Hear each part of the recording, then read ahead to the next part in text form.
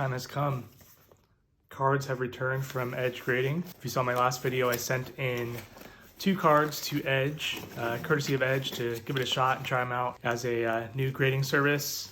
And one was a Ken Griffey Jr. Topps Gallery Heroes. The other was a Klay Thompson Select Red Hot Blue Prism out of 49. Just beautiful cards. That's nice. They returned the card savers, which is a nice touch. Pretty sleek.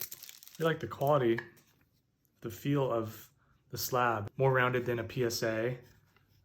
Feels more like one piece, which is nice.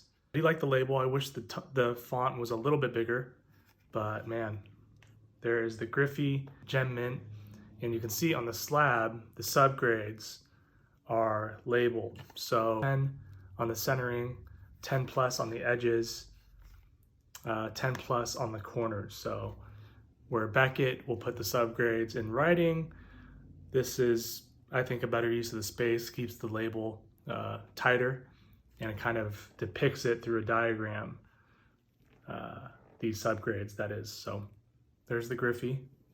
Ultra Mint, Klay Thompson. And I know some people were asking about, why 10 plus? Well, some 10s aren't perfect. Well, all 10s on the PSA scale are quote unquote gem mint. They're not all perfect. One could have a minor blemish and one can be perfect, but there's no way to tell between the two. Beckett, you have BGS 10, you have the black label SGC, you have pristine. So there are these differentiations between 10s, which I actually like. And the way that Edge does it is, so the Griffey was a 10 gem mint, and this Klay is an ultra mint. Beautiful card. Really happy with this. Like I said, I knew sending this one in that it was perfect, and Edge has agreed. These are for sure going on the shelves behind me. Really thankful for the chance to be able to submit these with Edge. Really happy with the process. Super quick turnaround, 4 to 8 days. It is $25 a card, so it's not cheaper than other options. It was really fast. I think it's fairly new. It's hard to say what the market value is for these compared to PSA until we see more of these pop up. But my main point with this, and the reason why I was so excited to do it, was I wanted to see transparency on the back end. Number one thing I hate personally, and a lot of others dislike about grading, is the fact that, why did this card get a 9? What, I thought this was perfect. I sent it in. Why did it get a 9? Now we know, if I'll post the screenshot here, but when Edge grades your cards, each subgrade is broken down. You can click in, you can see the 18 photos they've taken of the card.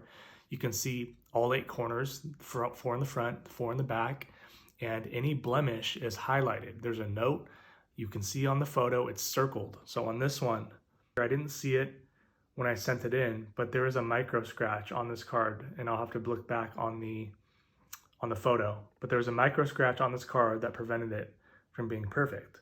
I knew that because Edge told me, which I'd expect. Again, I expect that to be the bare minimum that grading companies offer. If they're going to tell you a card's a 9 instead of a 10, why? Especially when you see 10s out there that look worse than the 9 that you receive. Whether it's Edge or some of these other newer grading companies, I hope that the tides can turn to the point of this is what we expect and demand and deserve as a customer when it comes to grading. We want to know, we deserve to know, we pay our money. Point out why something was graded a certain way.